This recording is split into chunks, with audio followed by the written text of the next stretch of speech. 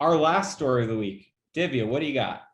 Okay, guys, so for story number 5, I'm sure you guys are going to enjoy this one, but misconfigured Apache Airflow servers leak thousands of credentials. Researchers discovered many instances of a misconfigured or outdated Apache Airflow servers over the web, leaking sensitive information, including user credentials to well-known services. So I don't really understand this one too well, but what are your guys' thoughts on this? Shu? Yeah, so some of these stories that came out sort of blamed leaked credentials, sort of blamed cloud service providers. And that's true to a certain extent, but I have intimate knowledge of Apache Airflow at a previous company. And a lot of the problem is basically this open source project itself, not that it's an open source project, but there was some really questionable, iffy coding practices there. And yes, it was patched. And yes, as long as you do patch your software frequently, you should be fine. But yeah, someone had to review the code to see what was happening, and it did not. And here we are. So the lesson here is, if you introduce any product into your ecosystem, whether it's open source or closed source, you should know what it's doing. You should know the security practices of that software. But we can agree, you can maybe correct me if I'm wrong from your previous experience, that one of the hardest things about that is asset management in the first place, right? You can't practice good patching and vulnerability management unless you know actually what you have.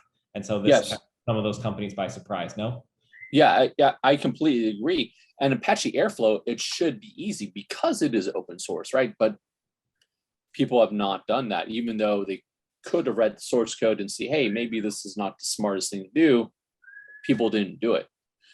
It goes beyond just rubber stamping a product into your ecosystem. You should know what it's doing. So question for you guys, do you think this kind of like thing could happen to other similar providers? Oh, absolutely. Yeah, this is not an issue of telling your employees, don't click on this link from a weird email. Right. This goes beyond this. A lot of this should have been caught by technical people deep within the company's ecosystem. Well, of course, though, if at the user level, though, you do segregate out, using unique emails per services and unique password per services. Not that a lot of people do that, but security aware folks do that, right? Then what that does is that limits the damage from the breach. But to your point of view, this is not a thing that's controlled necessarily by regular employees. This is up to technical employees who are up to managing infrastructure. And this falls in the shrinking bucket of direct infrastructure attacks, but that are still being carried out. No, yeah, absolutely. Like the average non-technical employee would not have anything to do with this. It's still, this affected the company.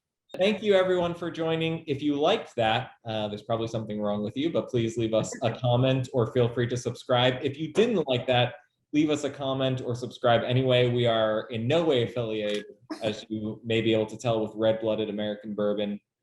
Thank you very much for joining. This has been an episode of Bourbon and Breaches.